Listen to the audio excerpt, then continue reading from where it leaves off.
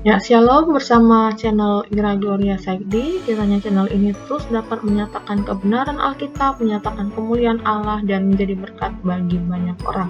Ya, saudara yang terkasih, saat ini kita akan membahas tentang hukum Taurat yang ketiga, yaitu jangan menyebut nama Tuhan Allahmu dengan sembarangan. Nah, di dalam penjelasan ini terkait juga dengan sebuah pertanyaan, bolehkah kita sebagai orang percaya bersumpah? Nah, kiranya melalui channel ini, setiap kita yang semakin rindu akan kebenaran Allah dapat diberkati. Ya, jangan lupa like dan subscribe. Tuhan Yesus memberkati. Selamat menyaksikan. Ya, setelah dalam nama Tuhan Yesus, kita melihat hukum Taurat yang ketiga, jangan menyebut nama Tuhan Allahmu dengan sembarangan. Sebenarnya, tujuan hukum ini adalah agar manusia mengingat akan kekudusan nama Tuhan dan menyebut nama Tuhan untuk kemuliaan namanya. Sesungguhnya ketika Tuhan mengucapkan jangan menyebut nama Tuhan Allahmu dengan sembarangan, Allah menginginkan supaya kita semua menghormati namanya. Dan di dalam nama Tuhan itu ada kekudusan Allah. Di dalam nama Tuhan itu ada kehadiran Allah. Sehingga kita tidak sembarangan mengucapkannya. Karena semua itu adalah untuk kemuliaan nama Allah. Nah, kita melihat ketika Musa bertemu dengan Allah, Musa bertanya, siapakah namamu? Maka Allah mengatakan, aku adalah aku, karena dia adalah Allah yang tidak terbatas, yang sebenarnya tidak dapat dibatasi oleh sebuah nama. Jadi, ketika kita ingin menyebut nama Tuhan, sesungguhnya itu menggambarkan sebuah keagungan Allah yang maha kuasa, yang sebenarnya tidak bisa kita pikirkan dan bayangkan, dan kita batasi dalam sebuah nama. Saat ini saya akan membahas tentang beberapa pelanggaran terhadap hukum ketiga. Mari kita melihat bersama-sama. Yang pertama, di dalam Perjanjian Lama, Imamat pasal 24, ayat yang ke-10 sampai 16 dan juga ayat yang ke-23, ini adalah sebuah kisah di mana ada seorang anak perempuan Israel yang menghujat nama Tuhan dengan mengutuk. Lalu dibawalah anak perempuan ini kepada Musa. Nama ibu anak perempuan ini adalah Selomit binti Dibri dari suku Dan. Nah, kemudian Musa atas firman Tuhan membawa anak itu keluar perkemahan, dan semua orang yang mendengar haruslah meletakkan tangannya ke atas kepala orang itu, dan seluruh jemaat melontari dia dengan batu. Jadi, di dalam Perjanjian Lama ada orang yang memaki, mengutuk, menghujat nama Tuhan, dan dengan tegas Allah menyatakan kekudusan namanya, dan karena itu orang tersebut dihukum dengan hukuman mati. Ayat 16 dikatakan demikian, siapa yang menghujat nama Tuhan, pastilah ia dihukum mati dan dilontari dengan batu oleh seluruh jemaat, baik orang asing maupun orang Israel asli. Bila ia menghujat nama Tuhan, haruslah dihukum mati. Nah, saudara kasih, artinya adalah yang pertama, kita tidak boleh memaki atau menghujat atau mengutuk Tuhan, karena dia adalah Allah yang agung, Allah yang besar, Allah yang maha kuasa, dan Allah yang kudus. Kedua, nah ini yang saya singgung di bagian awal tadi. Apakah kita boleh bersumpah demi Tuhan? Nah, kita melihat ternyata ini menjadi bagian pelarangan dari mengucapkan nama Tuhan dengan sembarangan. Imamat pasal 19 ayat 12 mengatakan kita tidak boleh bersumpah dusta atau mengutuk dengan menggunakan nama Tuhan. Dikatakan, janganlah kamu bersumpah dusta demi namaku, supaya engkau jangan melanggar kekudusan nama Allahmu. Akulah Tuhan. Nah, jelas dikatakan kita tidak boleh bersumpah dusta demi nama Tuhan. Nah, mari kita melihat dalam konteks yang lain. Kita melihat dalam Perjanjian Baru, firman Tuhan berkata kepada setiap kita dalam Matius 5 ayat 34 sampai 37. Tetapi aku, Tuhan Yesus, berkata kepadamu, janganlah sekali-kali bersumpah, baik demi langit karena langit adalah tahta Allah, maupun demi bumi karena bumi adalah tumpuan kakinya, ataupun demi Yerusalem karena Yerusalem adalah kota raja besar. Janganlah juga engkau bersumpah demi kepalamu, karena engkau tidak berkuasa memutihkan atau menghitamkan sehelai rambutmu. Jika iya, hendaklah kamu katakan iya. Jika tidak, hendaklah kamu katakan tidak. Apa yang lebih daripada itu berasal dari si jahat. Dan juga dalam Yakobus 5 ayat 12, tetapi yang terutama saudara, janganlah kamu bersumpah demi sorga, maupun demi bumi atau demi sesuatu yang lain. Jika iya, hendaklah kamu katakan iya. Jika tidak, hendaklah kamu katakan tidak, supaya kamu jangan kena hukuman. Kalau begitu, muncul sebuah pertanyaan kasus. Nah, apakah kita boleh bersumpah?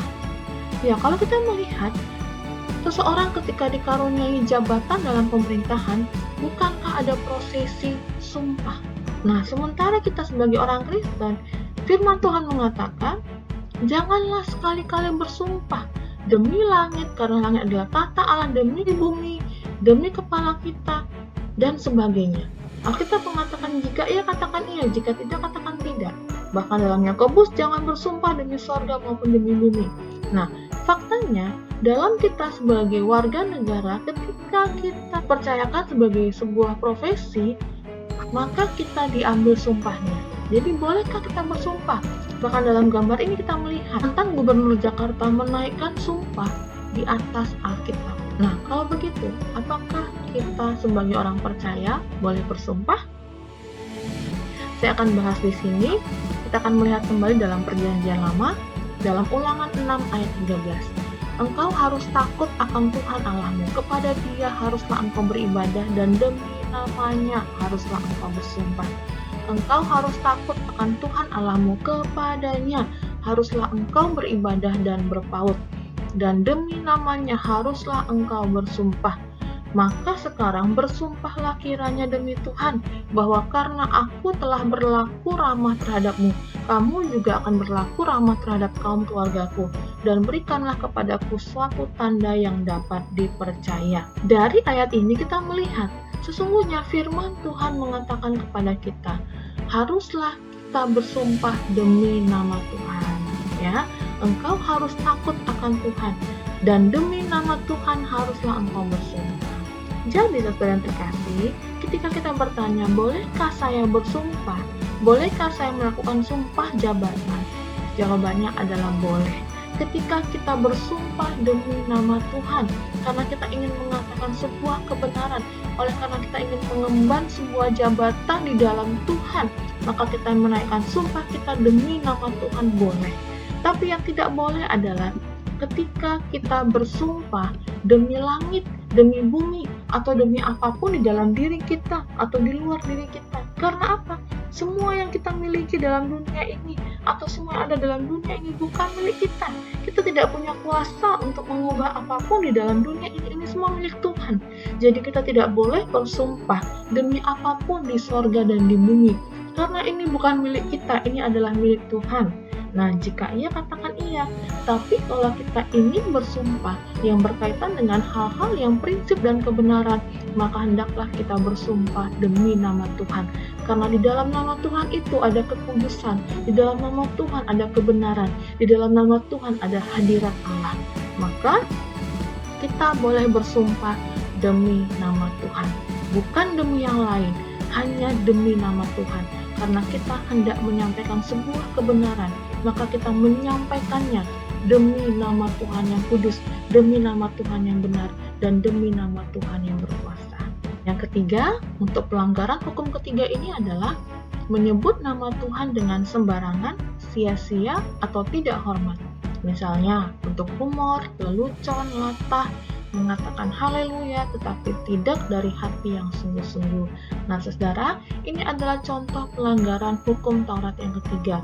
Ketika kita sedang beribadah kepada Tuhan misalnya, kita sedang mendengarkan firman Tuhan, tapi kita sibuk bermain HP, kita menyanyikan lagu haleluya, tapi itu tidak dari hati kita bermain-main.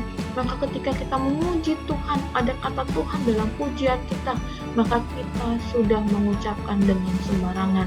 Karena sesuatu yang bukan dari hati kita dengan sungguh-sungguh, itu adalah sesuatu yang sembarangan. Nah, saudara terkasih, menyebut nama Tuhan sembarangan, sia-sia, atau tidak hormat. Nah, ini merupakan beberapa contohnya. Marilah ketika kita beribadah kepada Tuhan di gereja, baik lewat online maupun offline, atau ketika kita sedang mendengarkan firman Tuhan, maka janganlah kita menggunakan hal-hal yang lain dalam pikiran kita. Lalu ketika kita menyanyikan pujian, haleluya, Hillel Yahweh, tapi kemudian kita bermain-main, itu sebenarnya sudah menyebut nama Tuhan dengan sembarangan. Demikianlah penjelasan saya tentang hukum Taurat yang ketiga ini. Sekali lagi ingatlah bahwa di dalam nama Tuhan ada hadirat Tuhan, di dalam nama Tuhan ada kekudusan Tuhan. Jadi ketika kita mengucapkan nama Tuhan, marilah kita mengucapkan dengan hormat, marilah kita mengucapkan dengan hati kita yang sungguh-sungguh, karena di dalam nama Tuhan itu ada Tuhan berdiam.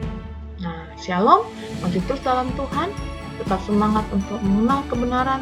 Tuhan Yesus memberkati kita sekalian. Amin.